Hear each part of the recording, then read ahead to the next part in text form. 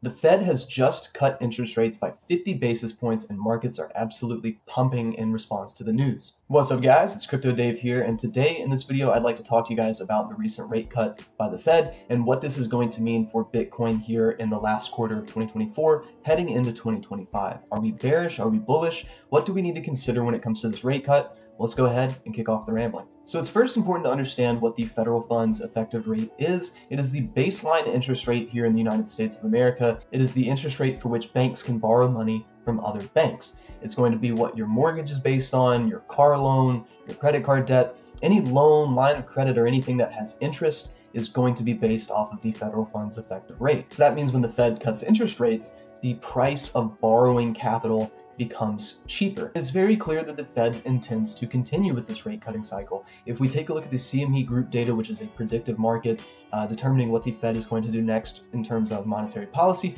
we can see that they are projecting rate cuts to continue every single meeting until the end of 2025. So we are in for a clear rate cutting cycle, and they've started off strong with 50 basis points as opposed to 25 basis points. But just how positive is this for markets?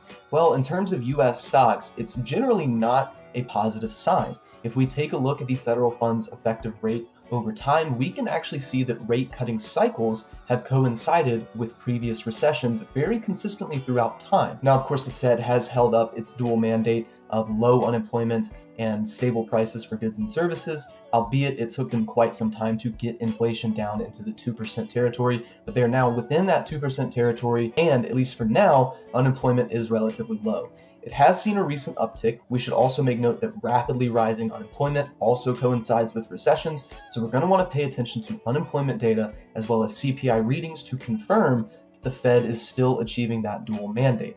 If that is the case, then this rate cutting cycle might not lead to a recession. However, if the Fed continues to cut rates and we see unemployment starting to move up and inflation remaining sticky, we might be in for some trouble. So I just wanted to point that out from a stock perspective for those of you who are in the United States or for those of you who keep up with the United States economy. So now that we've put that out there, I do want to transition the conversation over to Bitcoin and the broader crypto market and what this rate cut might mean for Bitcoin, seeing as it's already pumping pretty heavily off of the news. Even though the United States may be headed into a recession, there are a few silver linings to consider when it comes to cryptocurrency compared to the stock market or the economy of the United States. And for one thing, cryptocurrency is a global asset class, so it's not only going to be affected by one economy. Even though the United States economy plays a major factor in global markets, it is not the only country that you have to pay attention to. It is not the sole determining factor of cryptocurrency's performance. So even if the United States slips into a recession, I think that the cryptocurrency market will be just fine.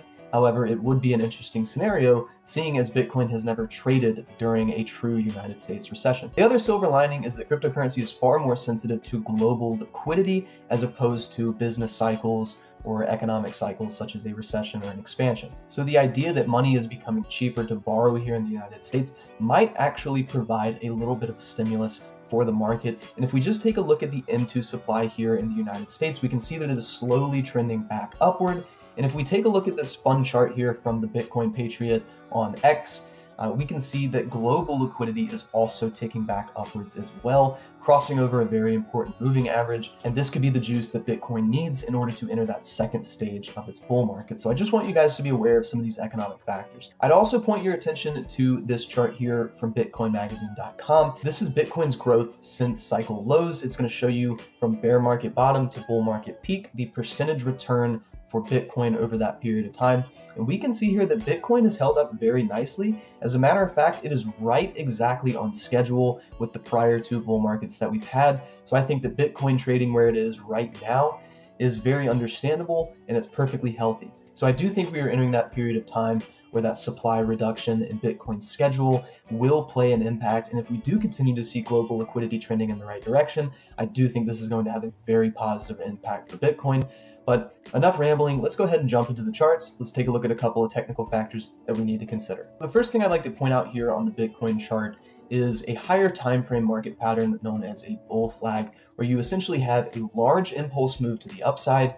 You have a consolidation that sets in lower highs and lower lows, and it's ultimately going to be shaped like a flag on a flagpole, which is why we call it a bull flag. And of course, once we get the break of that upper trend line, we do see a continuation of the overall trend. And so in this case, we'd be looking at extrapolating this flagpole, starting it here from the bottom of our structure, and we can see that that alone takes us to 100K. Now, we got to remember that when it comes to a market pattern, these measured moves never play out in entirety. Sometimes you overshoot the measured move, sometimes you don't complete the measured move. It's simply a reference, a visual reference to show you what is possible with this given pattern here. So I do think that that is the market structure that we have. We had a very exuberant run up when it came to the Bitcoin ETFs, as well as the Bitcoin halving. I think we did get quite a bit overextended. However, for 6 months now, we have held this slightly downward trajectory. It's ultimately been choppy. It's formed out a perfect flagpole in my opinion. We've held above some key levels such as the $50,000 order block. So in my opinion, this looks like a classic mid-cycle correction that might be coming to an end here pretty soon. So if we do get a nice break of this upper trend line, this regression channel high, I do think we could be very much off to the races in terms of Bitcoin price discovery. And in terms of altcoins, we'll have to save that for another video, but it would surely be very positive for altcoins as well. Now, looking in a little bit closer to the daily time frame, let's turn our attention once again to this $50,000 order block. For me, this is a very important line in the sand, and we mentioned this a couple days ago in our latest video, that so long as Bitcoin can maintain above that $50,000 order block, I do see a lot of short-term strength. However, if we were to lose that order block, we would likely be visiting the mid to lower $40,000 territory. For now, it looks like this order block is going to hold perfectly. Of course, there's always a possibility that we revisit this range again, in which case we would very much need to pay attention to it, but it seems as though Bitcoin wants to hold well above 50,000, now above $60,000. We can also notice here a couple of levels of confluence in terms of our recent price history. We have the $63.3 thousand level here that's acted as resistance, support, resistance, and we've also got the $61,400 level as well, which acted as a clear range high for quite some time before we eventually broke above and then back below it. So two couple levels of confluence that could act as immediate resistance for this move for Bitcoin. We are currently trading into both of these ranges here, so we're going to want to keep an eye on that. But overall, I think that this is very positive. We've talked very extensively about this 21 and 50 daily EMA here, this cloud that we have. It's an excellent indicator to show us if we have a strong uptrend, a strong downtrend, or a choppy sideways market. And ideally, we want to see this green line, this 21 EMA, trading above the red line, which is the 50 EMA. You have the shorter term moving average trading above the longer term moving average, and then ideally you would have the cloud acting as support on pullbacks. So that is where we currently are. We have broken through the cloud. We see that 21 EMA kind of coiling up, moving upwards. It could very much cross the 50 EMA here in a couple of days. So we're going to look out for that cross, and we're going to want to make sure that if Bitcoin rolls back over, or if we do get some sort of pullback to our cloud, that the cloud serves as an area of support. This is a very strong indicator for an uptrend, and we need to see these things. We've had bullish and bearish crossovers here in the last several months. We've had Bitcoin testing the range as support and resistance, but there has not been a discernible trend. We need to see consistent retests of support. We need to see that 21 over the 50. So we're going to be looking out for that. I also want you guys to note this 200-day EMA that we have here in the yellow. This is a very important indicator for Bitcoin. A lot of people use this as a long-term measure of strength. We saw Bitcoin trading below it here over the past couple of months, and we have also since regained the 200 daily EMA, which is right here in confluence with our EMA Cloud. So very important moving average crossovers here. We are liking what we see. We want to see these moving averages. Now that we have broken beyond them, we want to see that they can hold up as levels of support if we do happen to trade back into these ranges. And then once again, we are simply looking for bullish market structure. We have Bitcoin setting in a higher low here. We have a higher high, a higher low, a higher high on this very short term move to the upside. We need to see this continue. If Bitcoin drops again, we need to see it set a higher significant low, and then we need to see the impulse afterwards take out the previous high and set in a higher high. So we are now looking for that bullish market structure.